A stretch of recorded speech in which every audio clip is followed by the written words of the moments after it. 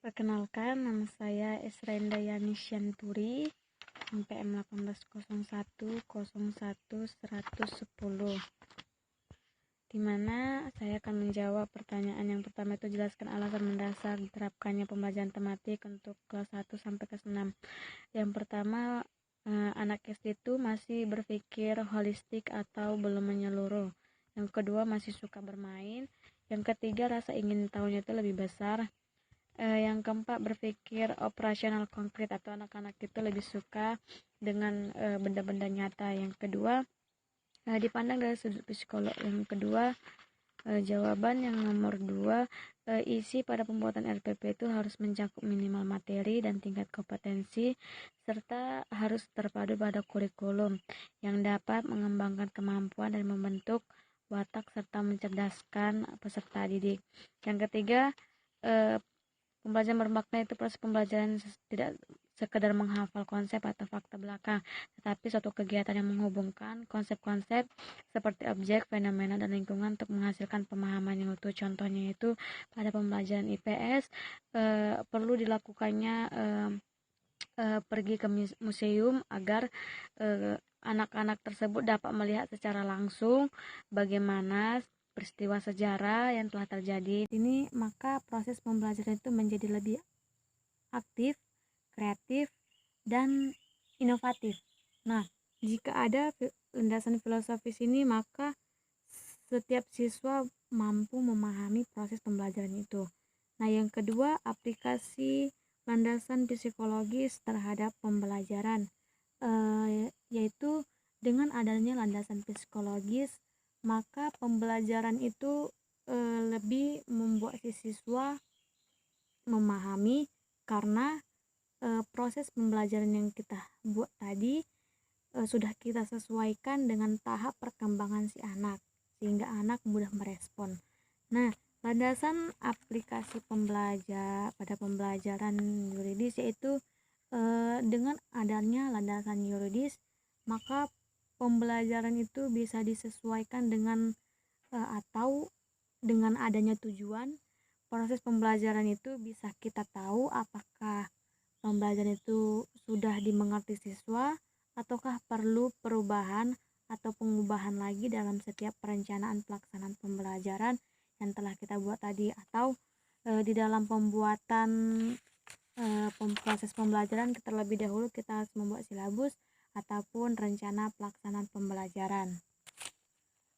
Soal yang kelima, buatlah implikasi pembelajaran tematik pada guru, siswa, metode, sarana dan prasarana, sumber belajar, pengaturan ruangan. Dan tematik itu lebih membantu siswa dan guru dalam melakukan proses pembelajaran. Yang keempat, pengatur ruangan, di mana pengatur ruangan ini dibutuhkan agar peserta didik lebih nyaman, sehingga peserta didik itu lebih fokus dan agar suasananya itu lebih menyenangkan. Nah, yang kelima, pemilihan media, di mana aplikasi dalam pembelajaran, pemilihan media ini adalah sangat yang terutama untuk memudahkan siswa dalam proses pembelajaran itu lebih paham, dan media ini juga menunjang semangat anak dalam belajar. Nah, selanjutnya itu ada sumber belajar. Sumber belajar yaitu membantu guru untuk lebih bisa memberikan atau mengaplikasikan pembelajaran itu dengan adanya satu pedoman bagi siswa agar pembelajaran itu lebih aktif atau lebih berpusat kepada si siswa. Selanjutnya itu metode. Penggunaan metode ini yang dilakukan oleh guru yaitu untuk menunjang proses pembelajaran itu agar dalam setiap pelaksanaan pembelajaran itu lebih beruntut atau lebih tersusun rapi, sehingga anak didik atau peserta didik boleh memahami dengan penggunaan metode yang kita lakukan. Soal yang keenam, jelaskan proses pelaksanaan pembelajaran yang saya ketahui. Proses pembelajaran yang saya ketahui yang pertama itu terdiri dari tema.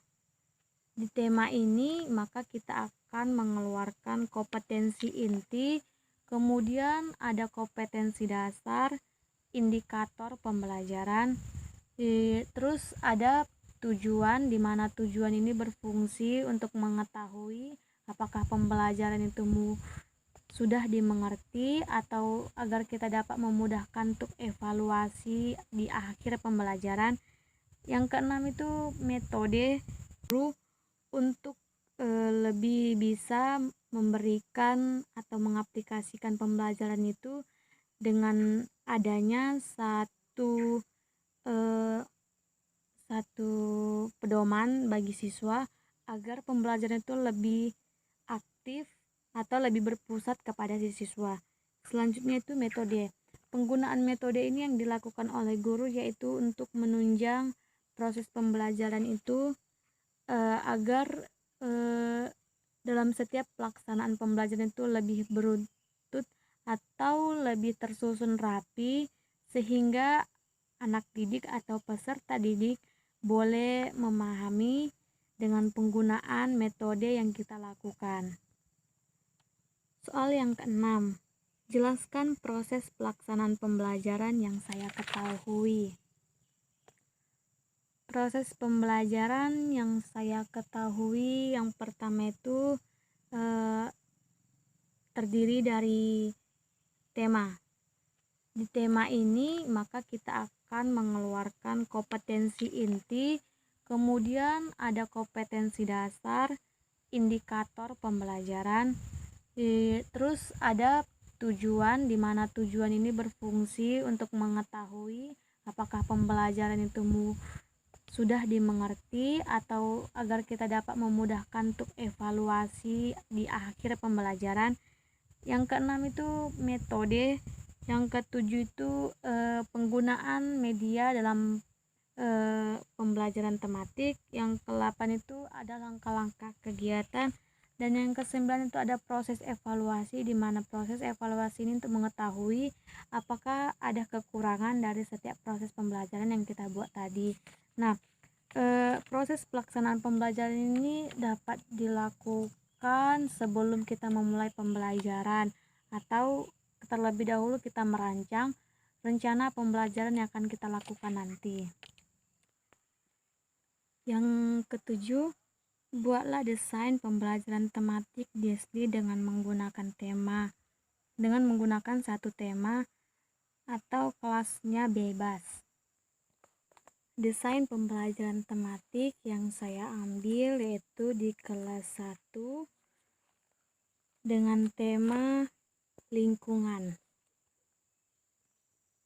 Alokasi waktunya 2 kali 35 menit, di mana